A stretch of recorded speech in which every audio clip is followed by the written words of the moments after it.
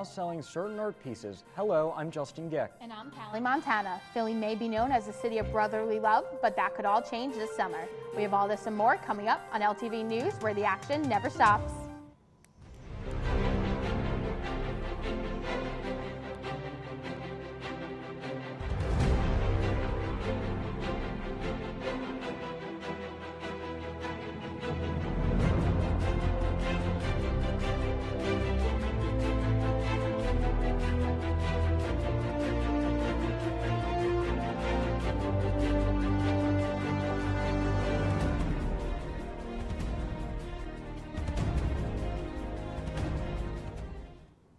Hello and welcome to LTV News, where we bring you everything from 20th and Olney Avenue, Philadelphia, and the world. There's a lot to catch up on the next half hour as Caitlin Pages sits down with a member from LaSalle Ambassadors for this week's interview.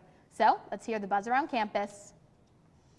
In what has been a controversial decision on campus, the LaSalle Board of Trustees has decided to put 46 of their more than 5,000 pieces of art from the museum up for auction.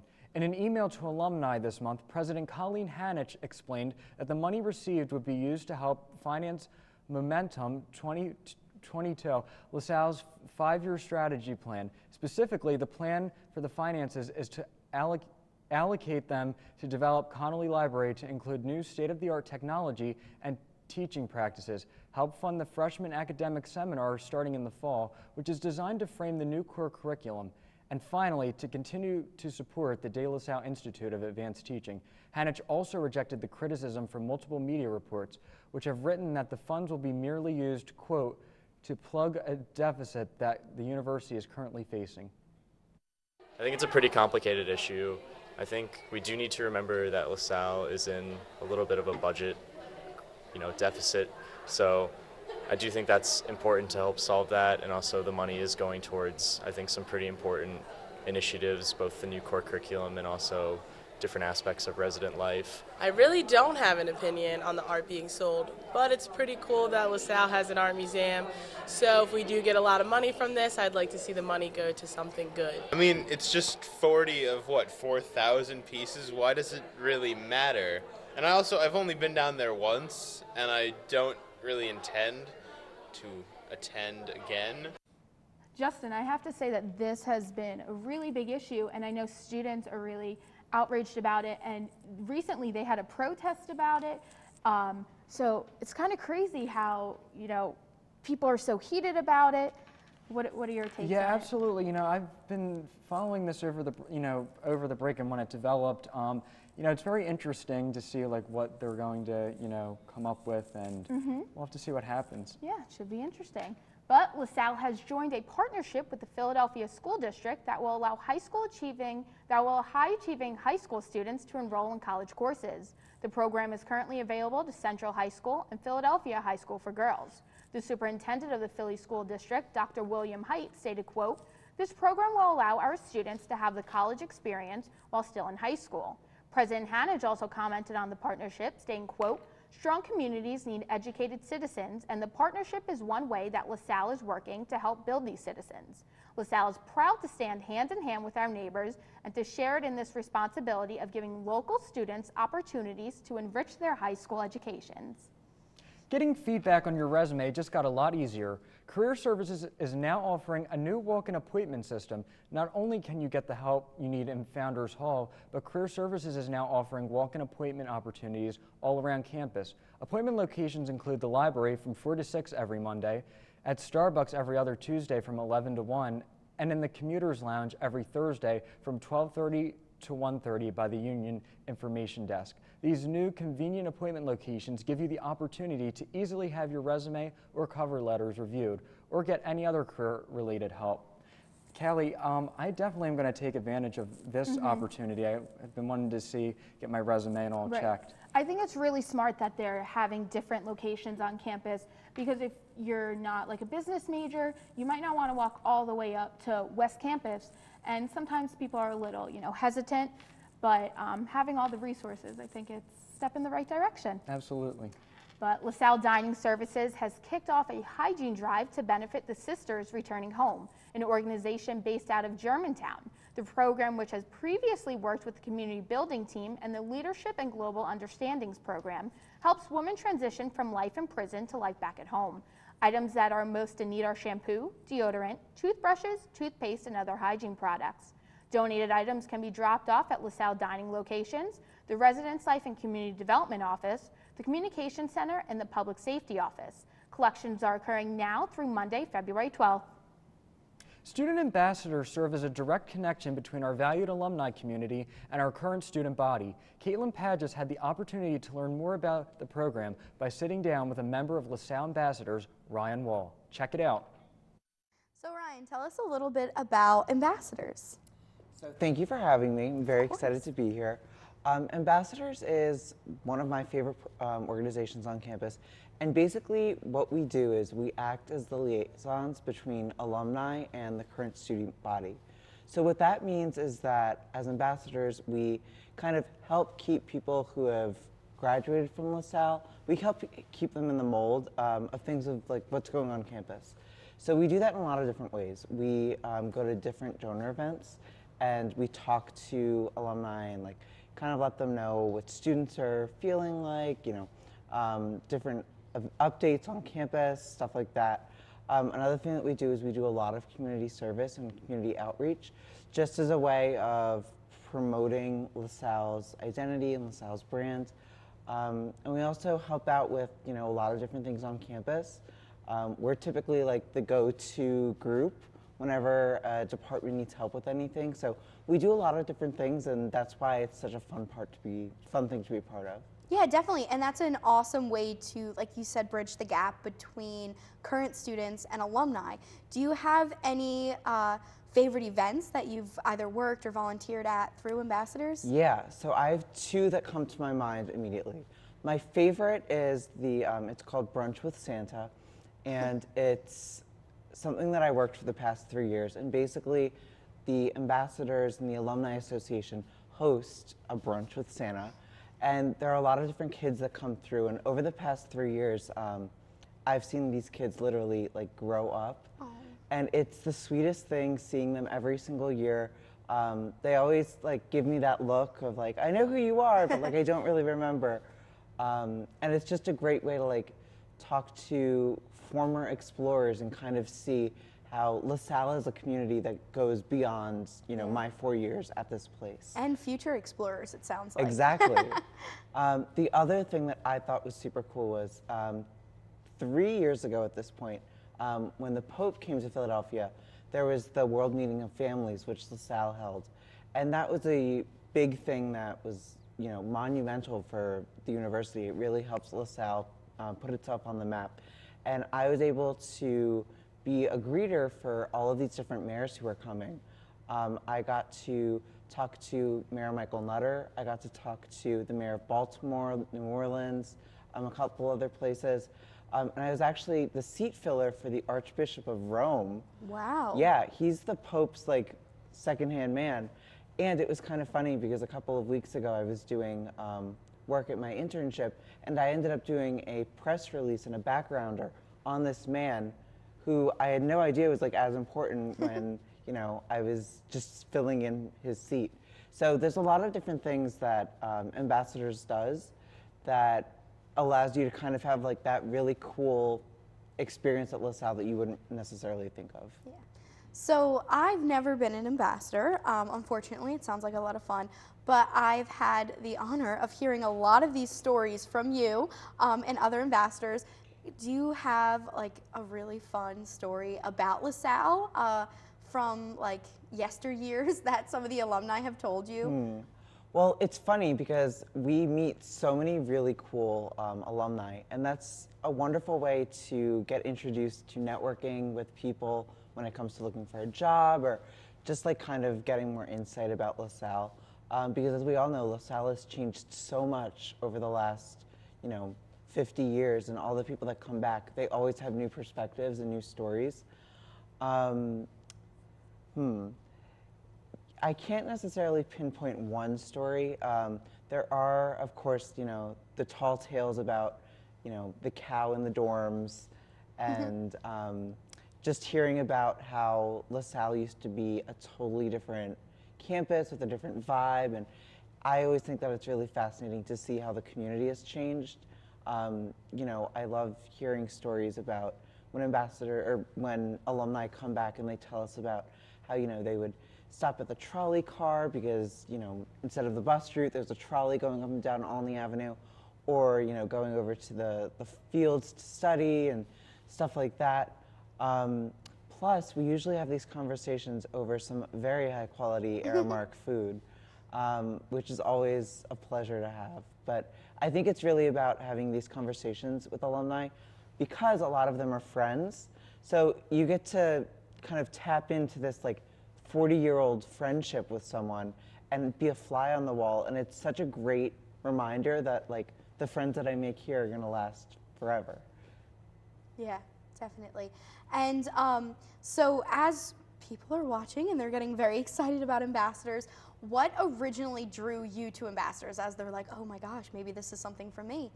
Well, I worked for Phonathon my freshman year, and so like I kind of started to get into that side of like LaSalle's development office, but I was approached by the then president of ambassadors, and she suggested that I apply along with a couple of my friends.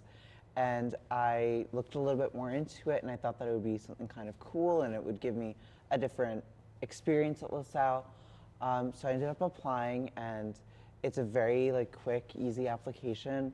And you know, from there you just have to have an interview and then wait.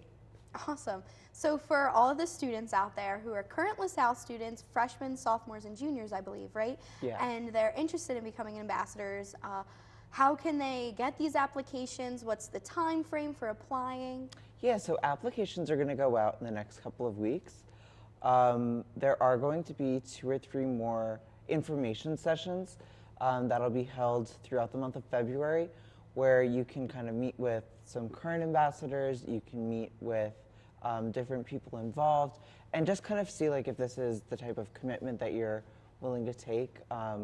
Because it's not the most time commitment, it's not a huge time commitment, but it is something that you want to, you know, be a part of and be aware of. From that point, applications are usually due in mid-March, and then you do need letters of recommendation from some faculty or professors to kind of help, you know, inform the application about who you are.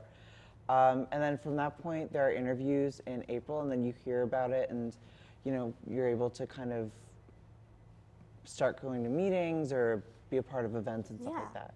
Awesome. So if anyone out there is interested in becoming an ambassador, we have Ryan here, and he highly recommends it. So thank you so much for being here and spreading the word about this awesome organization on LaSalle's campus. Yeah, I definitely hope that we get a lot of people to apply, and you know, it's a great thing that has really impacted my time here. Awesome. Thanks for stopping by. Thank you. I love the ambassadors program. I think it's great to be able to connect with the alumni and keep a strong relationship. Yeah. And it's great to just be able to network and, you know, build up. And they do a lot of great activities with them. And Ryan in the interview brought up, pretty sure he brought up the food. And, Oh, yeah. You know, you can't go wrong with the food, right? No. But it's time for our first break. But when we come back, we'll tell you why a video of a diehard Eagles fan went viral. Stay tuned.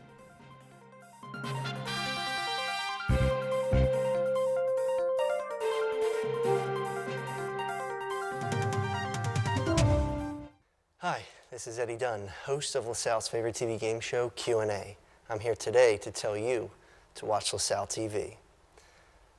Though if you're seeing this commercial, that means you're already watching LaSalle TV. So I guess keep it up. You're doing an awesome job. I hope you like what you're seeing. Good job.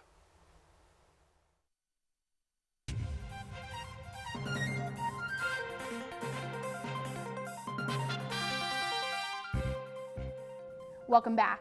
Philly fans couldn't contain their excitement before the big game against the Minnesota Vikings. One fan in particular expressed his excitement in a unique way. Before the NFC Championship, one diehard Eagles fan was caught on video running into a pole down on Broad Street Ridgeline. This video became an instant hit and went viral very quickly. The fan Jigger is okay and even commented on the video, having no actual regrets. Jigger stated, "Yeah, I hit the pole, but the passion is there." Oh, Jigger, one of a kind. But all right, I've got to bring this up. So there was this little, not bet thing, but if the Eagles win, Boston will yield the painting of Miss James Warren. And if the Patriots win, the Eagles will yield the Benjamin Franklin drawing electricity. Oh my gosh. I thought that was pretty interesting. That is very interesting. Yeah, I found that out, but we're rooting for the Eagles. Oh, definitely. And, it's ticking down to the Super Bowl, so Yeah, I'm excited. can't wait. Well, the world's largest indoor flower show is back. The Pennsylvania Horticultural Society will host its annual flower show at the Pennsylvania Convention Center this March. This year's theme is called The Wonders of Water.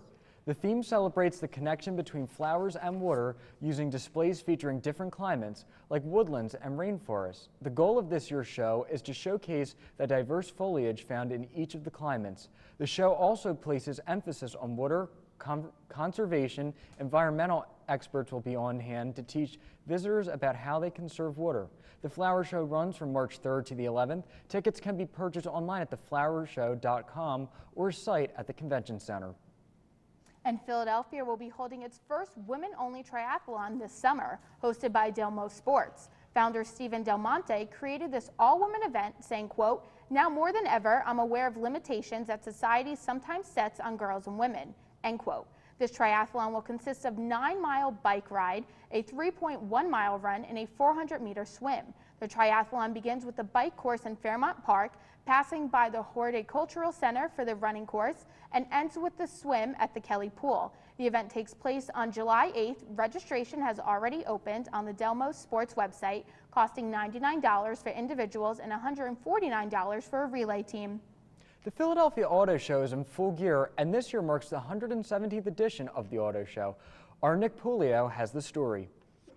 Philly is putting the pedal to the metal as the 117th Philadelphia Auto Show zooms into the Pennsylvania Convention Center this week. The show, produced by the Auto Dealers Association of Greater Philadelphia, is 700,000 square feet of displays, interactive experiences, and over 700 vehicles to hop into. This is one of the nation's largest auto shows and expects close to 250,000 people to attend. The show is a great day out with the family. Kids can get a chance to hop behind the wheel or just explore on their own. I've been at the show here for about a couple hours. Me, my grandson, and my wife. And it's pretty good. It's a lot of interesting things in here, new, old. And I've been coming for a few years. Camp Jeep, fun for the young or young at heart, allows visitors the opportunity to actually ride in one of 5 Jeep vehicles through an off-road course to discover its exciting capabilities. For those with a need for speed, this year's exotic vehicle display features plenty of horsepower to check out. My favorite car was the Salle S7 over there, the red one. So yeah, I didn't know that they had one here, but that's my favorite car anyway, so. I like the blue Ford GT over there. They're real nice cars. For those movie buffs, the auto show is visited by none other than the Mystery Machine and Tow Mater himself. Even The Force makes an appearance this year with themed cars based on the beloved Star Wars movie saga. And for those lovers of nostalgia, there are plenty of classical cars to enjoy. But the car show this year isn't all about the hot rods. It's about helping others too, such as what CF Charities is doing to make a difference in the lives of young people. Trying to give opportunities to kids that deserve the opportunities, but that need help getting there. The auto show came to us based on the number of supercars that we have and the number of people that we know with supercars that come to our car show in June. They then asked us to provide a presence here and have been unbelievably helpful in promoting our charity and helping us with the charity and actually just almost mentoring us as well. This is one event you don't want to miss. Visit soon. The auto show is making a speedy getaway from the convention center on February 4th. For LTV News, I'm Nick Paleo. The car show was a ton of fun. I actually got to go with Nick, and what I loved the most was we went on a camp Jeep, so that was a ton of fun. Pretty bumpy. Sometimes we're like, oh no, we're gonna make it, but we did.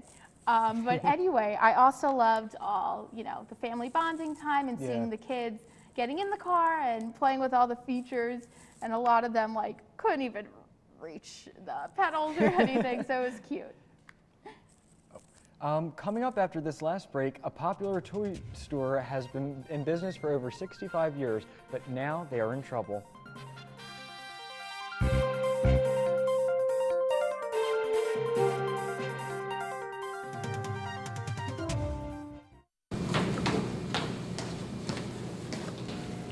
What you reading, loser? Nothing, man. I'm just trying to study for this task coming up. Gotta keep up with work. Oh, that's cool. Yeah. I'm trying to study. Leave me alone.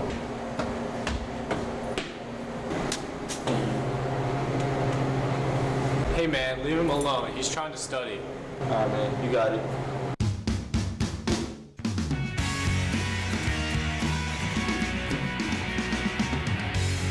What's up? Eddie Dunn here, host of LaSalle's favorite TV game show, Q&A. I'm here to tell you to keep watching LaSalle TV. It's on 24 hours a day, every day. You know what else is on 24 hours a day, every day? Nothing. Well, maybe some things, but nothing that's as important as LaSalle TV. So keep watching, or else.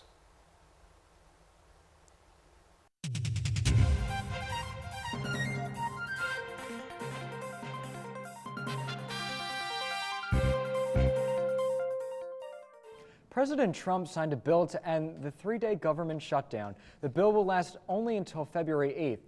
During this time, lawmakers must come together to see if they can agree on a long-term spending bill. Last week, President Trump was at the center of controversy again as the New York Times reported that the president wanted to have special counsel Robert Mueller fired. The president, of course, dismissed the allegation, stating that it was fake news. President Trump visited Davos, Switzerland last week to give a speech where the World Economic Forum was being held. He talked the U.S. economy and stating that the U.S. is open for business. Around 8 in the morning on Tuesday, January 23rd, a 15-year-old male student opened fire with a handgun at Marshall County High School in Kentucky. The alleged suspects, Gabe Parker, killed two 15-year-olds, Bailey Holt and Preston Cope. The gunman also wounded 21 other people. The following day, Kentucky State Police held a press conference and charged the minor as an adult on 2 counts of murder and 12 counts of first-degree assault. A grand jury date is set for February 13th, and the motives of the gunman are still undetermined. The formerly decorated doctor, Larry Nassar, has been sentenced from 40 to 150 years in prison. Nassar, who served as a doctor for both the United States gymnastics team as well as Michigan State University, pleaded guilty to 7 counts of criminal sexual conduct. The case is monumental in its outcome and in the way it has handled by Judge Rosemary Aquilina. Judge Aquilina's decisions, statements, and attempts to let all survivors of Nassar's abuse speak out has been praised. The 156 survivors' impacts left statements a mark on the nation and other survivors of sexual assault. Only 1 month after giving out $14 million in incentives to the top 17 executives, the bankrupt Toys R Us is closing up to 182 stores all around the country. The company knows that if they are able to negotiate some more favorable leases, some stores could be saved. However, this is very unlikely. Toys R Us filed for bankruptcy in September after 5 straight years without a profit. Originally, they announced that they wouldn't shut down any of their stores, but with a new plan to reinvent themselves as a learner and smarter retailer, they are shrinking the fleet of stores by 20%. The store's closing will be completed by April. Toys R Us, gosh, they're not getting a break. I used to love Toys R Us as a kid. I did too. I would go in all the time, and I would go to the baby doll section. Baby born was my thing. But I can't believe it. And the Toys R Us near me, actually, it's so, new and exciting. And it's just crazy how This is what it I comes know, to. It's on a downfall. The one in Cherry Hill near me is actually closing up the street, so that's sad. I went there since I was little, and there's Look a what lot of Toys great R stuff Us. in there. Gosh. But that just about does it for this episode. But be sure to find us on the web as well as the rest of our LaSalle TV on our Facebook page. We love to hear your thoughts, so tweet at us using our Twitter handle and start the conversation. If you missed the scoop and want to see it, you can find episodes on YouTube on our LaSalle TV Philly page.